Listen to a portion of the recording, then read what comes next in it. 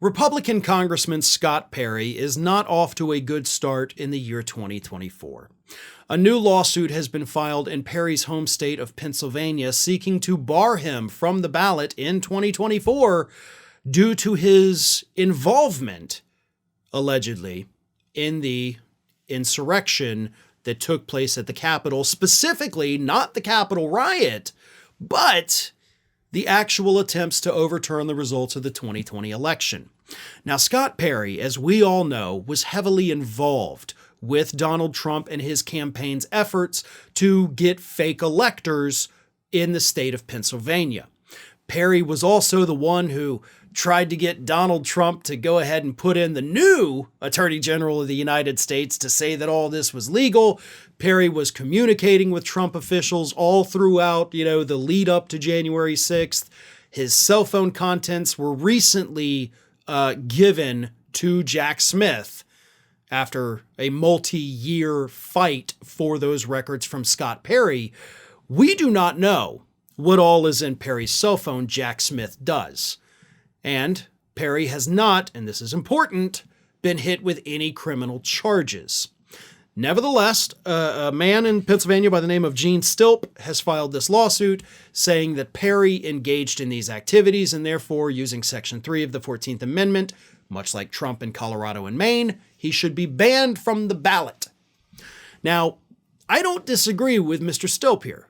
I agree with this lawsuit. In fact, the lawsuit even makes it clear here. It says, it is not necessary for an insurrection to be violent and have people taking over buildings.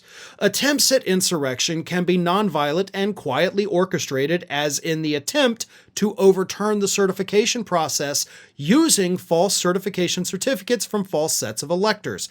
Actions of insurrection and support of insurrections bring down the full force of the 14th Amendment, Section 3. As I said, I support this. I like it. And because of this part right here, what I just read you, that actually ties it up in a nice little bow. Because if you didn't have that statement, if you didn't have that knowledge and that realization, it's easy to look at what Scott Perry did as possibly criminal, but does it rise to the level of insurrection as required by Section 3 of the 14th Amendment? No, not necessarily.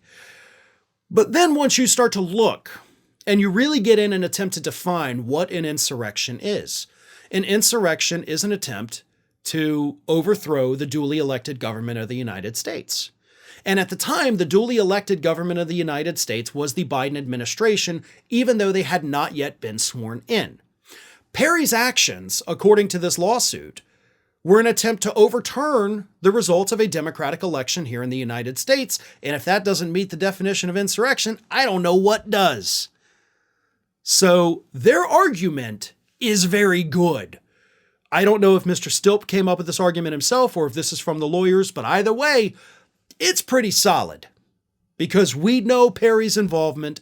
We know he was involved in helping to try to get the fake electors and get the certificates to D.C. It's just a matter of, do the courts buy this definition of an insurrection? Because if they do, Mr. Perry is going to find himself in a very unfortunate position in 2024. I think this case is pretty solid, but we'll have to see what the courts in Pennsylvania decide.